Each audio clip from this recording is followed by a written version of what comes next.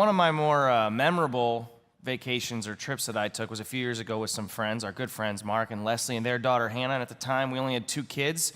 And so it was all of us. We flew to Tampa Bay, and I rented the car because we wanted to get a big car. I took on the responsibility of renting the car, but I did not drive the car. Mark drove the car, and if you want to know why, honestly, it's because he's a much better driver than I am. He is. He would say he is. I would agree with him. I would not agree that he's a safer driver necessarily, but he's a better driver. And so I was like, I'm on vacation. I don't need to drive. It's fine. Mark can drive the car. I rented it. Then we went to the grocery store. Day one, we're so excited. We get to the grocery store, and it's a Publix. If you have been to Publix is like a Southern Kroger type thing, and you park at this Publix underground. Like there's a parking garage underground. We pull in. We go groceries. It's just me and Mark. We're excited to, get the groceries and do our stuff. We saved some money. There were some coupons on things. It was awesome. We get back to the car. We load up the groceries. We get in the car. Mark, again, is driving.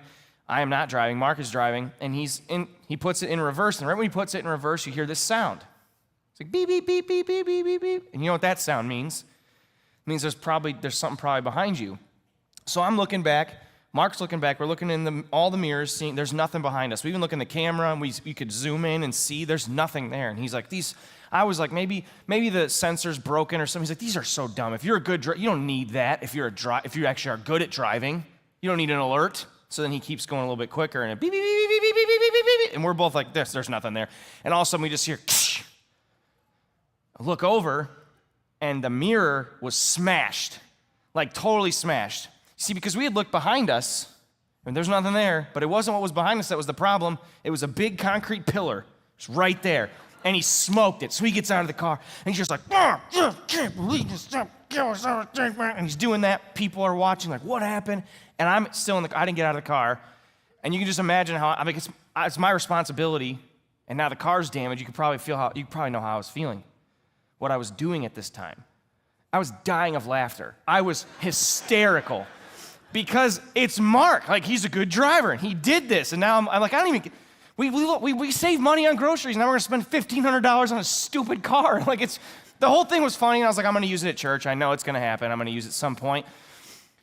The good rule of thumb for these circumstances is that when you hear the car telling you to stop, you should probably stop. If we would have gotten out, probably like even just trying to open the door, but, it's the pillar. Just be careful backing up. We just didn't do it. We didn't listen to the alert. We didn't follow that rule, good rule of thumb.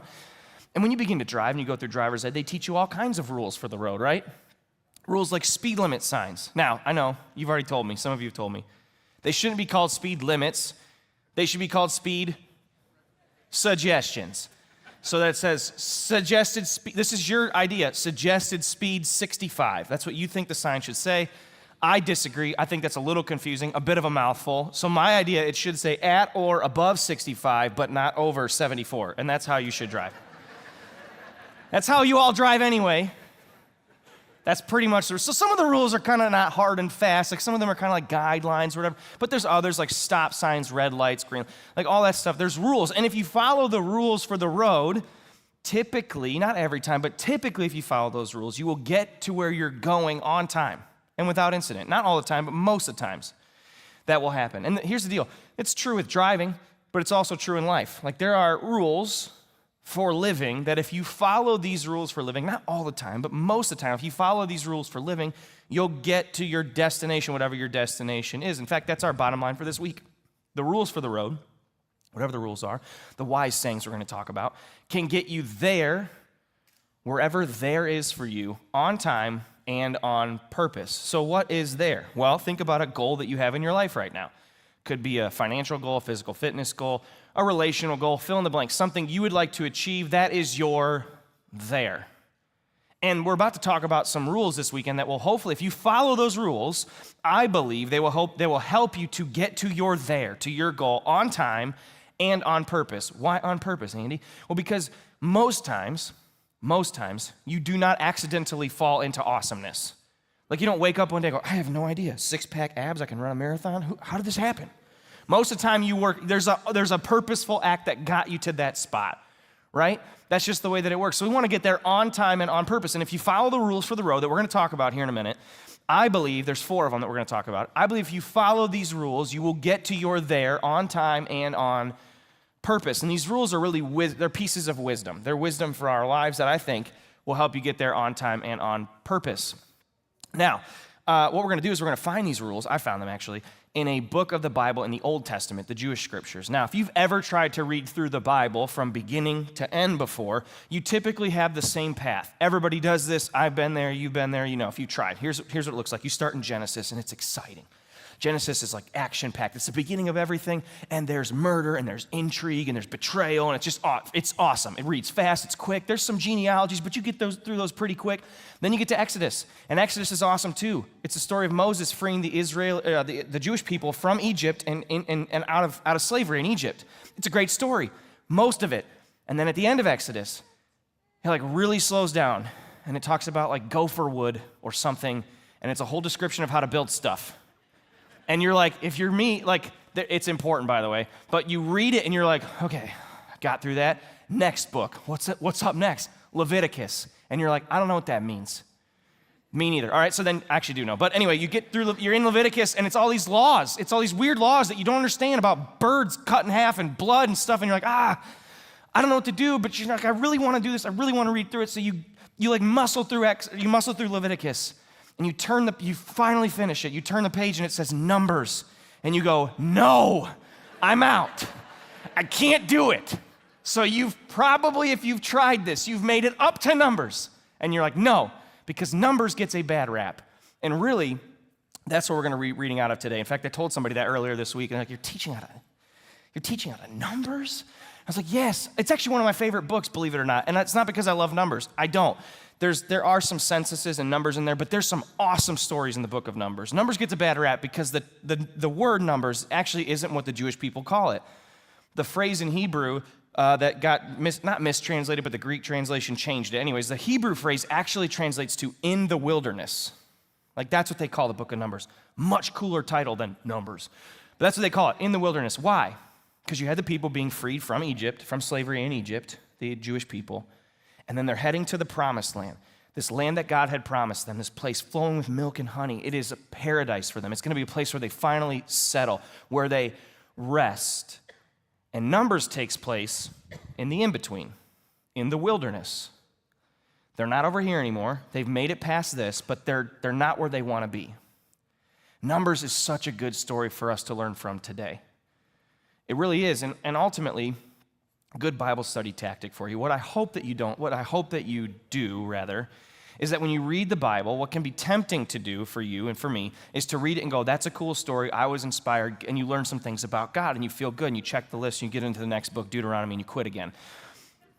But what you don't want to do is just learn facts and learn about God. That's fine, but that's not what the intent of the Bible is.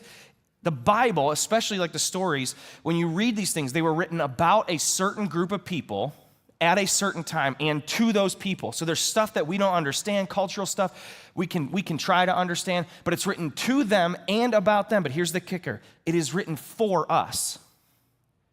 It's to them, about them, but for us. What do we mean by that? For your benefit.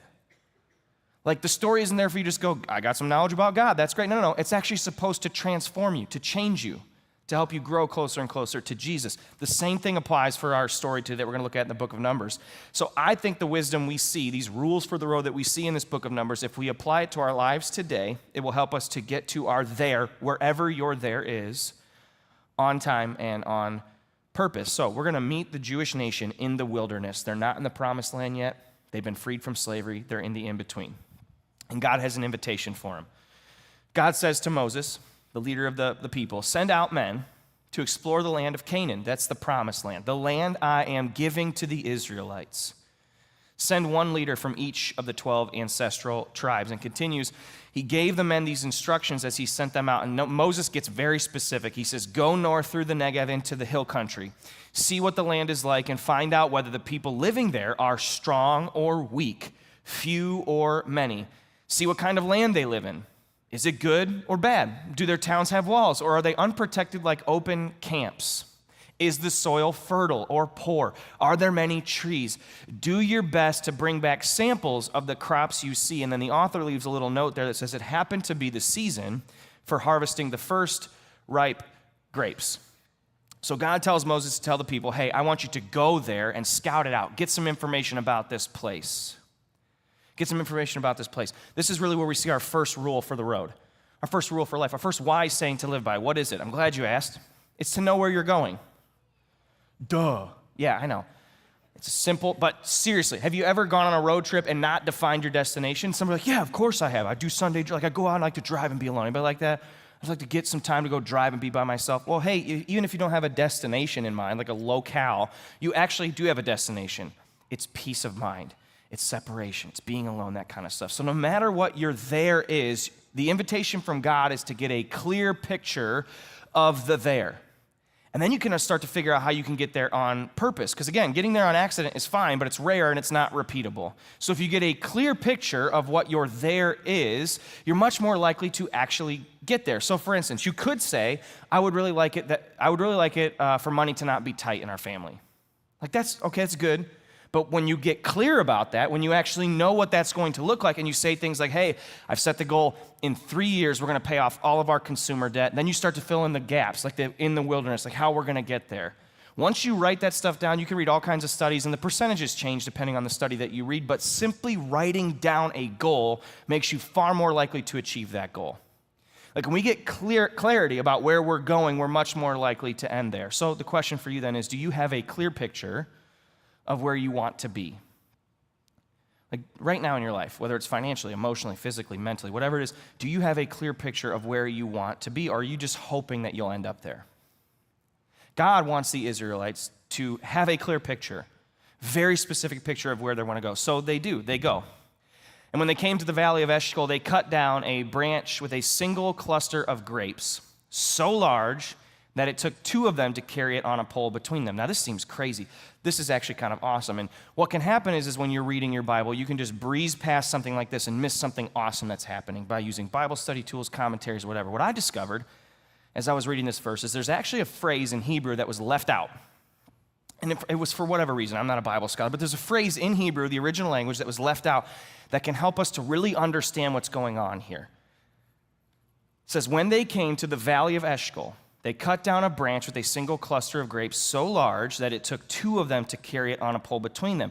And the phrase that's added about these big, massive grapes, the phrase that's added that we don't get to see today, but I'm going to give it to you today, the phrase that's added in the original language is, carry it on a pole between them because they bought the grapes from Costco wholesale. No? Okay, all right. I thought it was good. Well, if you don't believe me, look at the next verse. They also brought back what?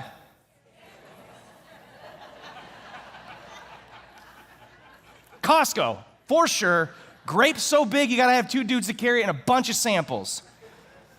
I'm not sure when Costco came about. I don't think it was in the BC era. But anyway, they brought back samples of, that's not in the Hebrew, by the way. They also brought back samples of the pomegranates and figs. This is cool. That place was called the Valley of Eshcol, which means cluster.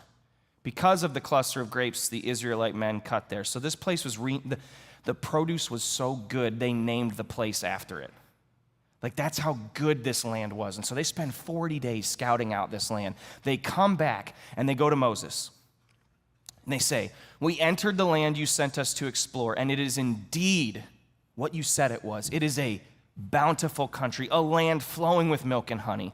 Here's the kind of fruit it produces. You can just imagine them taking those big grapes and just dropping them right there. And like, here's the samples. You got to be a member to get them, but it's worth it, I promise. I'm done. Okay, maybe not. All right. So they give them they show them everything. Like, look at all, like everything God said about this land was true. Like this promised land, we were enslaved, now we're in the wilderness, and where we're going is going to be awesome. Like, look at the proof of it. They're getting a clear picture. But there's a problem, and the problem's already on the screen. But the people living there are powerful, and their towns are large and fortified. We even saw giants there, the descendants of an ox. So there's a clear there. They know where they're going, but now there's a problem. And they start to list other people groups. They say there's these people here, these people here, these people here. Have you ever been like on a road trip, on a journey, setting it, whatever, and you hit a roadblock, you hit like traffic, or there's like an accident, or there's a detour, and it's like a problem. You ever had that before? If you've driven a car, you've had this before. And this happens in life as well. It does. But imagine, let's just say, for instance, you're going on a trip, maybe just driving to work, and you look at the thing ahead of time, your phone, and it's like, hey, there's gonna be traffic. Do you feel like when you get to the traffic, what changes when you get to the traffic? When you know it ahead of time? Nothing. The traffic is still there, right? You're still stuck in it. But something changes up here. Like if you're prepared ahead of time that you're gonna be delayed a little bit, things change. The way you show up changes. If you're prepared for potential traffic, roadblock, whatever it might be, things tend to feel so much better. And that's why this is our second rule. We want to be prepared for roadblocks. It's why pretty much every car you'll ever buy will come with a spare tire and a jack. Is that because the car company's like, we're gonna put really crappy tires on this car? No, it's because they know that things happen and they want you to be prepared and you wanna be prepared. It's also why you should know how to change a tire. That way when it does happen, you can be prepared. This happens in everyday life as well. If you've ever tried to lose weight before, if this has been a goal that you have set, something happens to everybody that tries to lose weight. You make good progress, you have a plan, you're running the play, and then all of a sudden, things stop decreasing. The number stops going down. In fact, sometimes it just stays the same or it'll go up. And you're like, well, I'm doing the same play. And you get discouraged. And then oftentimes you just quit because you're like, it doesn't work for me. It's not going to work. I'll just go. But it's too discouraging. What like a exercise specialist or a dietitian will tell you is that that's called a plateau, and every person that goes through a weight loss journey will experience that. It's mental, so that if you know ahead of time that you're gonna hit that plateau and you get to it and you know it's, okay, this is the plateau, you are far more likely to push right through that thing and get to your goal. If you're not prepared for it, you have tons of negative self-talk, I'm never gonna, it's not gonna, and you won't push through that. Being prepared for roadblocks will really help us to get to where we're going on time and on purpose. So when things get tough in your life, when you experience a roadblock, do you tend to quit? Do you tend to just cut your losses? What could life look like if we didn't do that, if we were prepared for potential roadblocks? Israel knew there was going to be something there. It wasn't going to be super easy. They knew that where they were going, they had a clear picture of it. They also knew there was going to, now they know there's roadblocks. Some of the people of Israel were prepared. Caleb tried to quiet the people because now they're scared. They're like, there's giants there, what's going on? And so he's trying to quiet them. He says, hey, let's go at once to take the land. Like God promised us the land. Let's go get it. He says, we can certainly conquer it. Caleb was one of the spies. He had seen the land. He probably could have been one of the guys carrying those big grapes on his back and have all these samples. And he's like, it's good. The land is good. It's what we want. We're in the wilderness now. We don't want to be here. We definitely don't want to go back there. Let's go to the promised land. Let's get there. He's seen it. And he's also like, God told us there was going to be people. This was expected. Caleb was prepared for roadblocks. God wouldn't have invited us into this if he was just going to crush us anyway. He was prepared. And so his reaction is a little bit different. His reaction is a lot. It illustrates for me a principle that the eminent scholar and philosopher of the 21st century, so Caleb wouldn't have known this guy, but eminent scholar and philosopher, this quote stuck with me my whole life from Dr. Bob Kelso from the sitcom Scrubs. He's got great calves, too. If you've seen the show, it's a weird comment, but if you've seen the show, you get what I'm saying. Anyway, I used to watch this show all the time, and this quote has stuck with me for my entire life. Nothing in this world that's worth having comes easy. And how true is that? A healthy marriage, a good relationship with your children, getting out of debt, it's fill in the blank. Any worthy goal is going to require work. It's not going to be easy. So the question you have to ask is your there, the goal that you want to achieve, where you want to end up, is that goal worth it? Is it worth it? Is it worth the work? Is it worth the difficulty? For Caleb and for Joshua, he's another one of the positive spies, it was worth it for those guys. He was ready. They were ready to drive right through that roadblock, but not everyone was ready. The other men who had explored the land with him disagreed. And they said, we can't go up against them. They are stronger than we are. Now they're doubting that God can get them to where he told them he was going to take them. Fear was now setting in. Fear was going to stop them. But it wasn't enough for them to say, like, hey, remember, there's some difficulties there. They had to actually describe the place differently to make it seem impossible for them to take it. Look at what they say.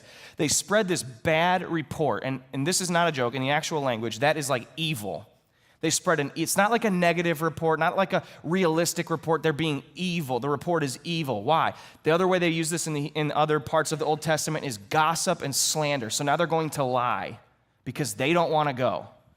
So what do they say? The land we traveled through and explored will devour anyone who goes to live there. So no longer is it that there's giants there and there's going to be an obstacle. Now it's the land, the very land that produces these big crops, the promised land, the land flowing with milk and honey. Now the land's bad.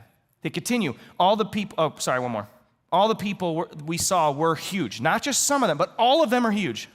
Then they continue. And they say, we even saw giants there. So not just tall people, but actual like giants, the descendants of Anak, a very mysterious figure, and some scholars think that he did father some giants. There's you can dig into Genesis for that. But next to them, they said, we felt like grasshoppers, bugs that could be squished. And that's what they thought too. And now the spies are not only spreading, they're saying the land's bad, they're now presuming to know the thoughts of these supposed giants.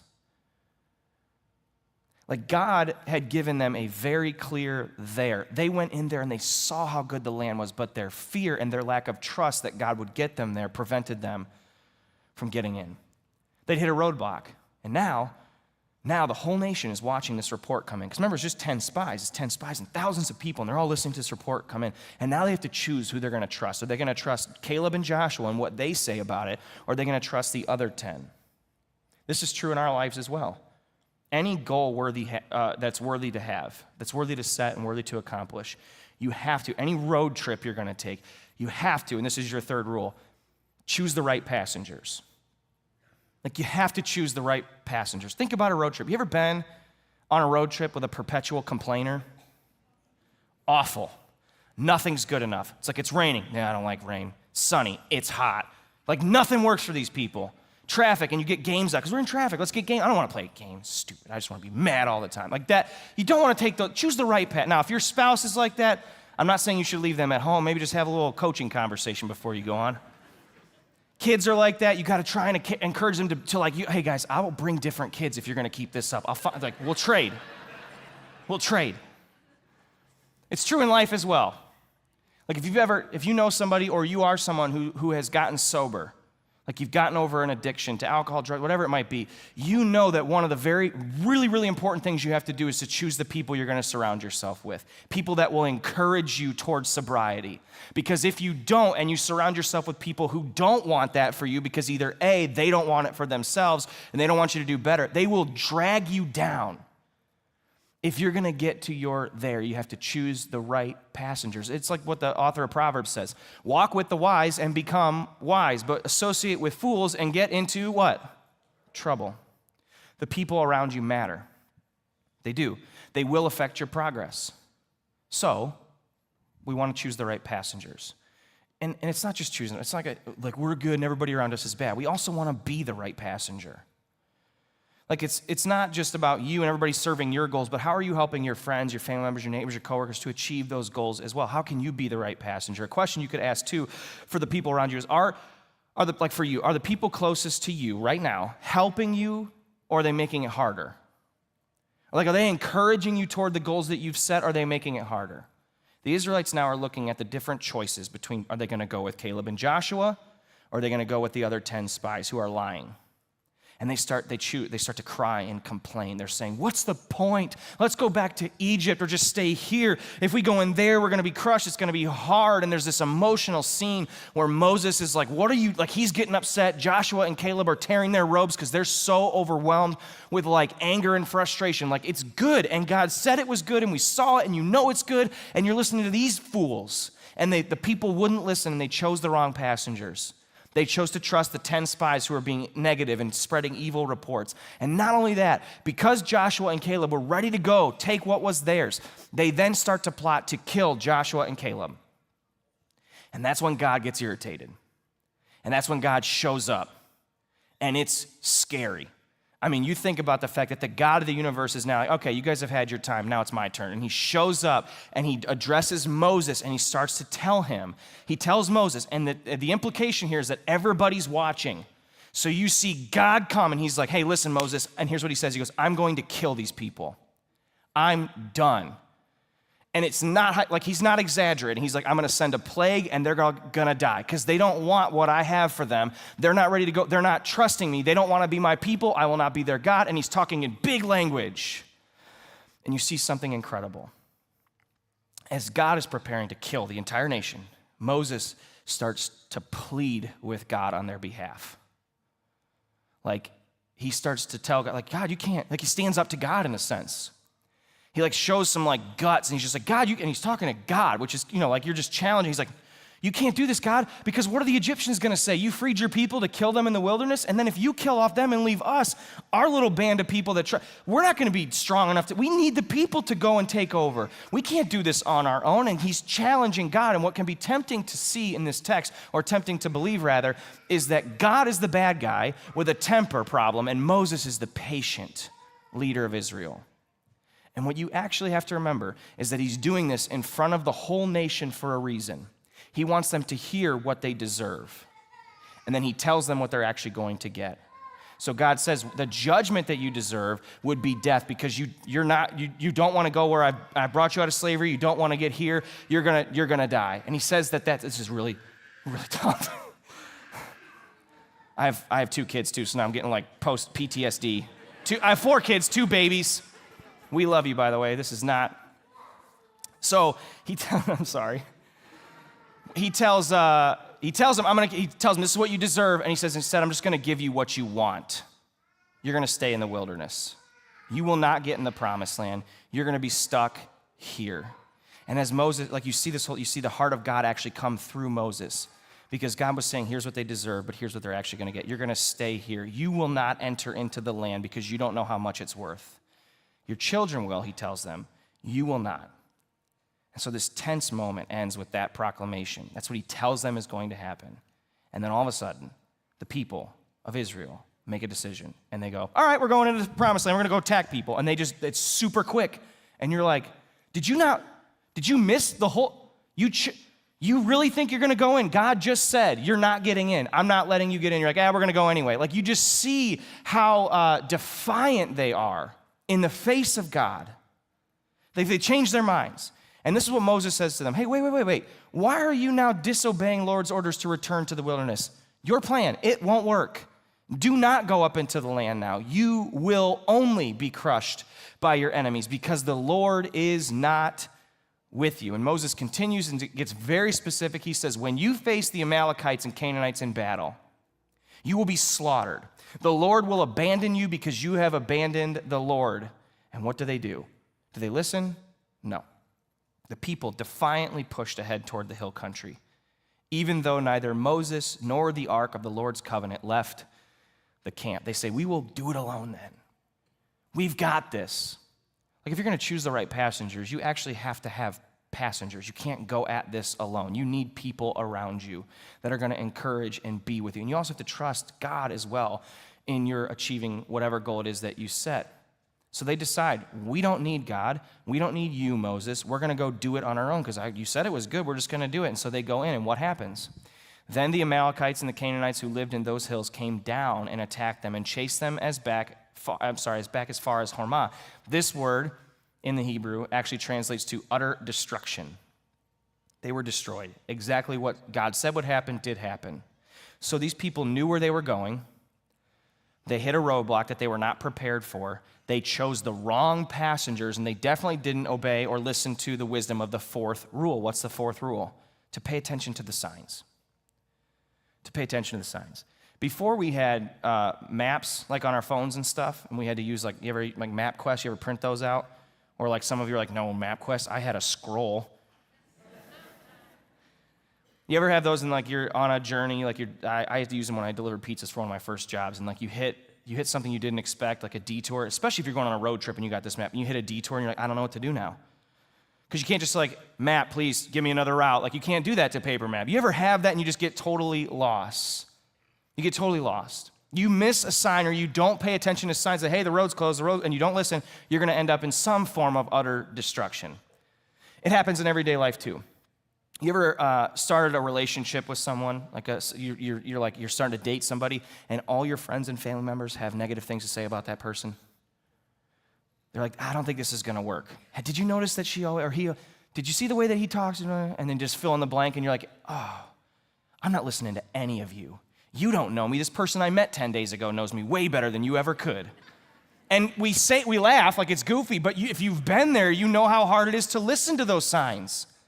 Because you love or you really like and they like you, and there's all this, and you're not paying attention to the signs, and then you invest years potentially into a relationship that was doomed from the start, and you waste all that time because you weren't paying attention to the signs. And there's so many other examples of this in our everyday lives. When you're warned over and over again against something, and you don't listen, you find yourself in some form of utter destruction.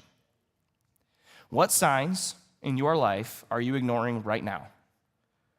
Like, what is God or the people in your life trying to make abundantly clear to you by saying, hey, this won't work, I wouldn't do that, or hey, I think you should walk through this door, and you're just like, I don't need that. You're ignoring it. What signs are you ignoring right now? What might God want you to do instead? Those are your 4 rules for the road. You know where you're going. You prepare for roadblocks. You choose the right passengers, and you pay attention to the signs. And if you follow these, why do we want to follow these? Because the rules for the road can get you there, wherever your there is, on time and on purpose. And the Israelites, the Jewish people that followed the rules for the road, did end up in the promised land. But here's the deal. I would love it. Like, part of my pastor's heart, like my desire inside, is that people would tell me, hey, I heard your message. I made changes, like it actually I made changes in my life. I paid off debt. I set this goal, whatever it is. My marriage is better. Like, that does feel really good. But here's the deal. This story, the one that we've read, the one that we've just taught through for the past 30 minutes, is not about those things in particular. Yes, it teaches those things, but the ultimate reason for that story is not that. There's a way bigger reason why you want to pay off debt, get in good physical shape, have better mental health, There's a bigger reason. It's not just about those things. Like, the wilderness actually means something. The destination is important, of course, but so is how you get there and what you do in the wilderness. In fact, God says this in the next book of the Bible, in Deuteronomy. He says, remember how the Lord your God led you through the wilderness, this is Moses speaking, for these 40 years. Why? Humbling you and testing you to prove your character and to find out whether or not you would obey his commands. So yes, this message is super practical, and I hope you take steps to improve these different areas of your life, but there's something so much bigger going on here. Like, why do you want progress in your life? Why do you want progress in your relationships, in your finances, in your physical health, mental health, emotional health, at your job? Why? Because our souls are busy, they're anxious, they're unsettled, and they're unsatisfied. So we need something to settle us, something to satisfy us. The something that we need is the promised land. Like, this story is about you and about me as well. In the land, when the people get into the land, you can read about it in the book of Joshua, there are several instances where they get into the land, they push the people out, and the text will tell you, then the land had rest from war. And it's an indication, it's pointing to you and pointing to me and saying, hey, the thing that you're really craving is rest. It's peace. What they experienced, the Jewish people and the Israelis, like what they experienced in this story is what we experience. Moving from slavery into our goal, the destination, the promised land, and then most of the time we're spending right in this middle, in the wilderness, in between slavery and freedom, in the wilderness. And here's the great part about our story, is that we have someone to look to, someone who gets it, someone who wants us to rest. And who is that someone? It's church. The answer is very easy. You say it. It's Jesus. It's what he promises to us. It's rest. Look at how he says it over here in Matthew. Then Jesus said, come to me, all of you who are weary and carry heavy burdens. You're in the wilderness, and I will give you what? Rest. The invitation is to only be satisfied in Jesus. He continues, he says, take my yoke upon you. Let me teach you, because I am humble and gentle. Recognize those words from the Deuteronomy passage? He says, and you will find what?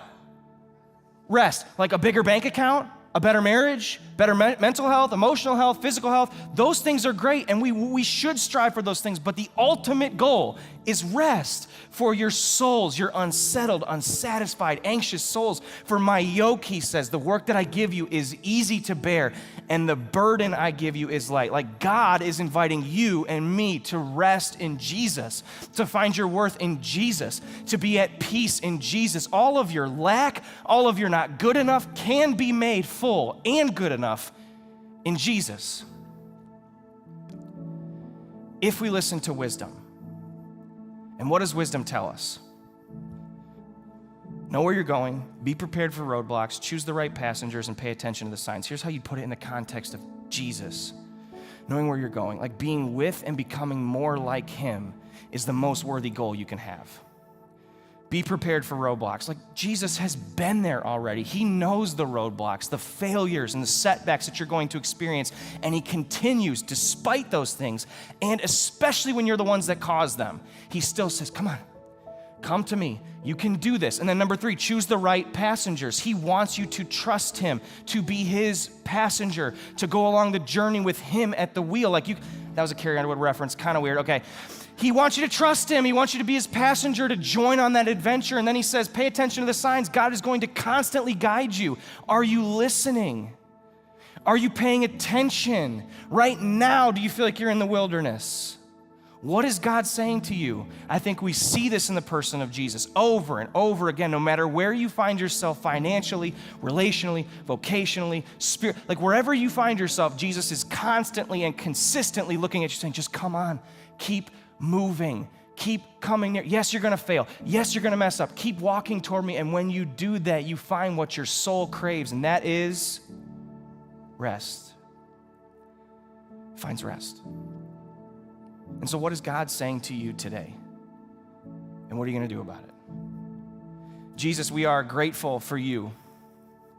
We are grateful that you went before us. You continue to go before us. You are our great King. God, help us to live like you are our King. God, I pray that we would trust you day in and day out. God, help us to get clarity on where we're going.